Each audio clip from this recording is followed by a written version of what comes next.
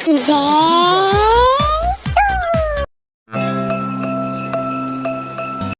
अब 16 साल की हो गई थी। उसकी दादी की दी हुई किताब तक उसके पास थी। जब गुड़िया एक दिन अपने कमरे में बैठी हुई थी तो उसे ऐसा लग रहा था जैसे कुछ अधूरा रह गया है।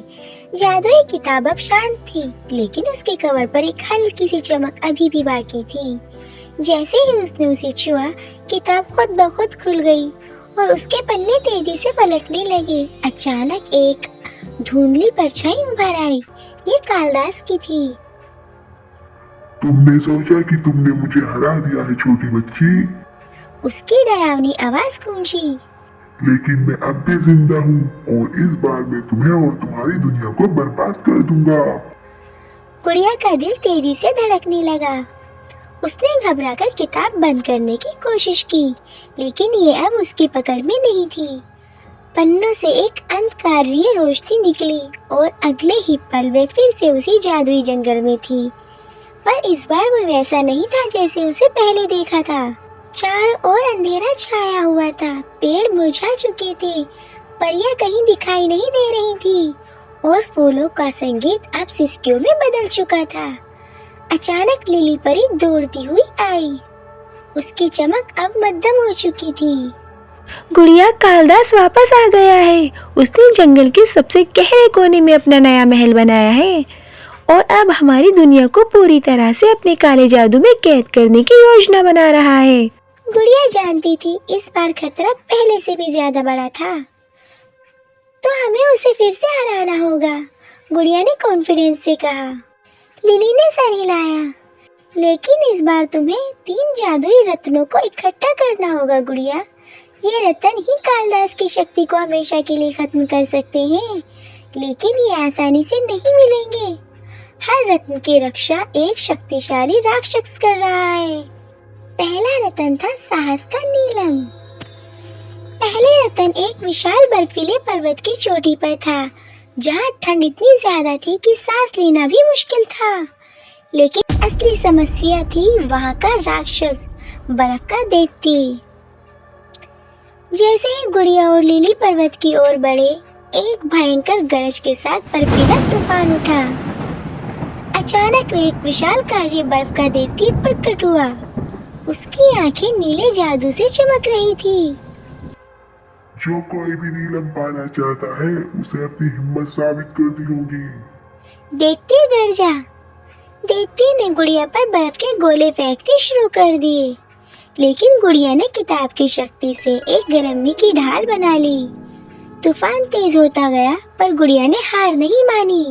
उसने पूरी ताकत से दैत्य की आंखों में देखा और कहा, मुझे डराने की कोशिश मत करो, मैं यहाँ सिर्फ अच्छाई के लिए आई हूँ।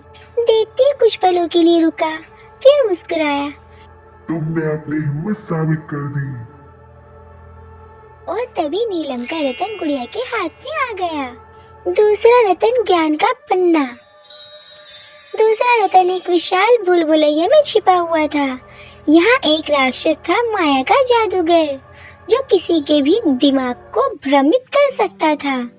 जैसे ही गुड़िया भूल-भुलैया में घुसी, चारों ओर से रास्ते बदलने लगे। कभी दीवारें गायब हो जाती, कभी नए दरवाजे बन जाते। अचानक एक आवाज आई, अगर तुम मुझसे सही सवाल पूछ पाई तो मैं तुम्हें जाने दूंगा।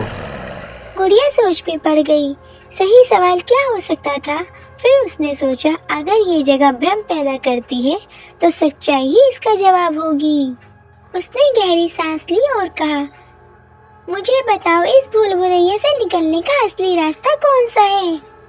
माया का जादूगर मुस्कुराया। बहुत अच्छे, तुमने सच्चा सवाल पूछा।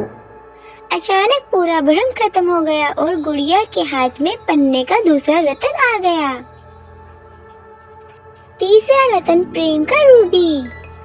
आखिरी रतन कालिदास के महल में था और इसकी रक्षा करता था अंधेरे का राक्षस। महल में पहुंचते ही गुड़िया ने देखा, कालिदास पहले से ज्यादा शक्तिशाली हो चुका है। उसने चारों ओर अंधेरा फैला दिया था और जंगल में रहने वाले सभी जीव उससे डरकर कांप रहे थे। आखिर तुम फिर आ ही गई। कालिदास ने क्रूरता से कहा, इस बार तुम्हारा अंत निश्चित है, गुड़िया ने कहा और जादुई किताब खोली। लेकिन तभी अंधेरे का राक्षस प्रकट हुआ और उसने गुड़िया को अपने जाल में कैद कर लिया। उसकी आंखों में क्रोध था, लेकिन गुड़िया ने उसमें कुछ और देखा, एक छुपी हुई पीड़ा। तुम अंधेरे के राक्षस हो, लेकिन क्या तुमने कभी प्यार महसूस किया है? गुड़िया ने पूछा। राक्षस चौंक गया, पहली बार किसी ने उसे ये सवाल पूछा था। तुम हमेशा से ऐसे नहीं थे, है ना?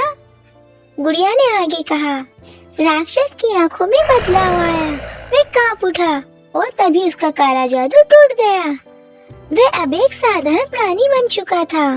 तुमने मुझे मेरे बंधन से मुक्त कर दिया, उसने कहा और उसने रूबी का रतन गुड़िया को सौंप दिया। अब गुड़िया के पास तीनों रतन थे। जैसे ही उसने उन्हें किताब में रखा, किताब तेज रोशनी से चमक उठी। कालिदास चिल्लाए। नहीं।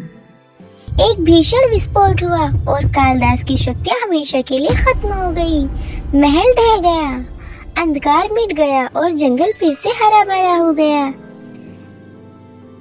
लिली और बाकी परियां खुशी से झूम उठी। गुड़िया, तुमने हमें फिर से बचा लिया, लिली ने कहा। जादुई किताब फिर से चमकने लगी और एक पल में गुड़िया अपने ही कमरे में वापस आ गई। उसने किताब को देखा, अब उसके कवर पर 3 चमकते हुए रतन थे। वह मुस्कुराई और सोचने लगी, क्या अगली बार कोई और चुनौती मेरा इंतजार कर रही है?